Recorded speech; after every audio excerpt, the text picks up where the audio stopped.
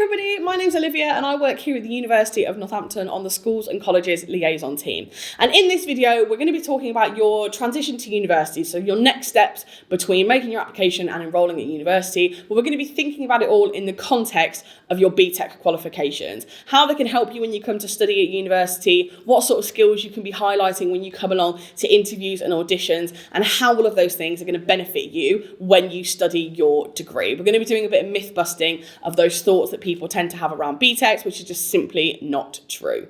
So the first thing to note when it comes to BTECs is the fact that there are now 18% of all students that apply through UCAS are now studying one or more BTECs. Now that does feel like quite a small number, that 18%, but actually that's grown massively in the last 5 to 10 years. There are more and more students in the UK now studying BTECs, realising the benefit of those BTECs and how they can help them in the next steps towards their career. And you will have realised as well that very few universities don't accept BTECs as part of their entry requirements these days. Unless you're applying to places like Oxford, Cambridge, those higher level universities, pretty much all universities are accepting BTECs as part of their entry requirements.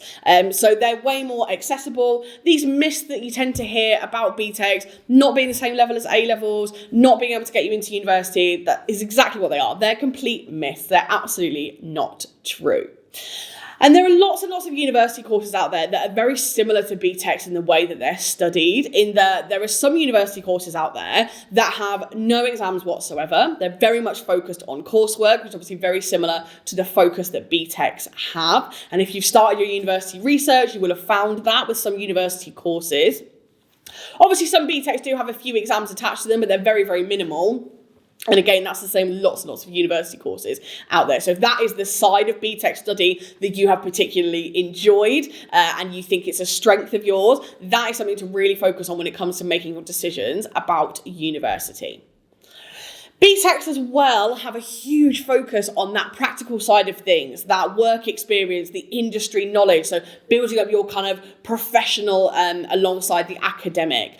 And that is a massive benefit when it comes to applying to university. More and more universities now are looking for that work experience side of things in students studying their courses, because more and more university courses have also got that really strong work experience focus. So the fact that lots and lots of BTECs actually have work placements built into them, again, a massive benefit when it comes to studying at university. Another thing to think about with BTECs as well is in terms of the opportunities that they can provide. And this is with all level 3 qualifications kind of in general coming to university. There are more and more graduate level jobs in the UK these days. And on average, university graduates in the UK earn about £10,000 more a year than people who don't go to university.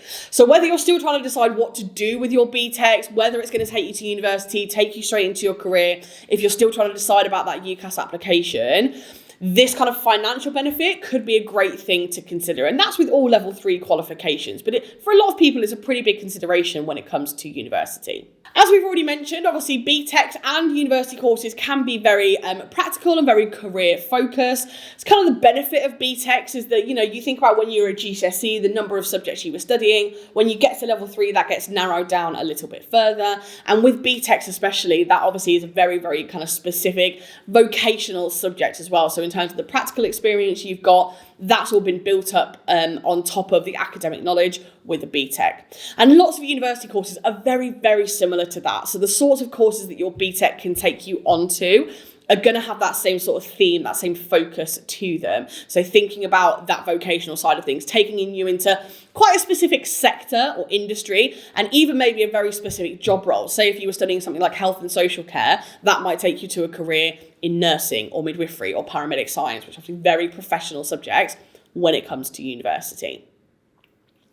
Thinking about those subjects as well, obviously the benefits of those BTECs, thinking about the fact that you are only studying one quite specific sector or industry, and the industry knowledge and the professional bits that come with that as well, very, very beneficial. Even with studying an A-level, for example, you're studying 3, maybe 4, sometimes you do 5 subjects at A-level. BTECs are a lot more focused, and with that, with your university applications, comes a bit more of a streamlined application, which can be very, very useful. And that goes the same for things like interviews and auditions. All of those things are going to help you to kind of really nail down that focus to help you with your university submissions.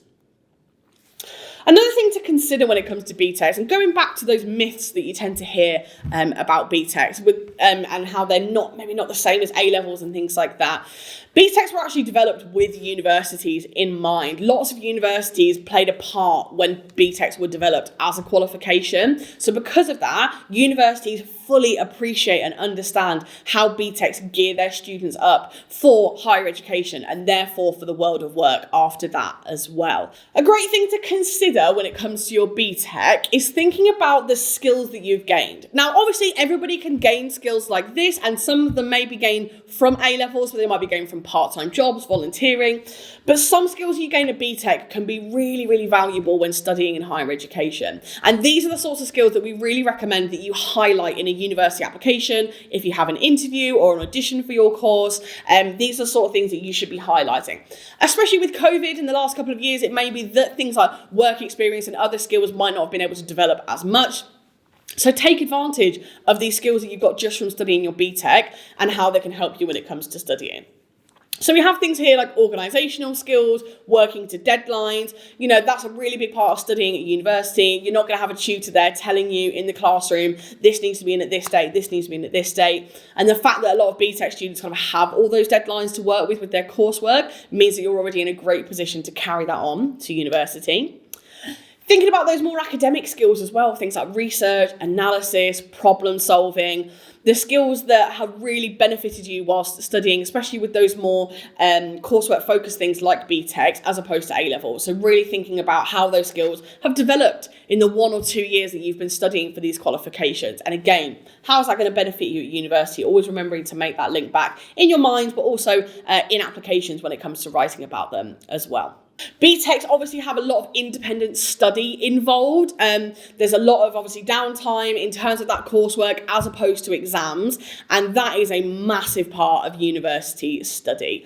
A big change that we'll see when you come to study at university is the difference between the hours that you spend in a classroom and the hours that you spend doing independent work. And that's for some people can be a really, really big change, but the fact that you've already got a bit of experience of that with a BTEC because you have to do so much coursework, again, huge benefit when you come to study with us in higher education. And then finally, going back to that more workplace and those industry knowledges that we talked about earlier, a lot of BTEC courses have work placements built in. So again, that's a massive tick first and foremost. Really going to look great on university applications or when you're applying for work placements when you come to university as well. If you've already got that bit of experience, going to put you a couple of steps up the ladder, which is really, really helpful. And thinking about the other skills that you can gain if you have already done those work placements and that work experience before coming to university, thinking of what we call transferable skills and how they're going to help you. Thinking about things like your communication skills, team working skills, project management. These are all skills that everybody has and everybody develops in different ways. But what we tend to say is the benefit that BTEC students have is that because they have studied them at the academic level and it's been built into their course, they're graded on it, those skills tend to just be a little bit higher when it comes to university level, which again is something that we really want you to shout about and express how kind of proud you are of those skills and give us examples of those skills when it comes to your university applications or interviews, etc., as I mentioned. So I hope you found all this information useful. Hopefully it's going to help you take those right steps towards making your decision when it comes to your UCAS applications. Don't forget the decision deadline is coming up at the beginning of May or the beginning of June, depending on when you get your last offer. So please make sure you're keeping an eye on your UCAS hub to make sure you know when you need to respond to your UCAS offers, because we don't want you to miss out on any of those places the universities have offered you. If you do have any further questions, please make sure you're coming along to any events you're invited to at the university and getting in touch with any questions about your application or anything else that we can help you with. Thanks for watching. Bye.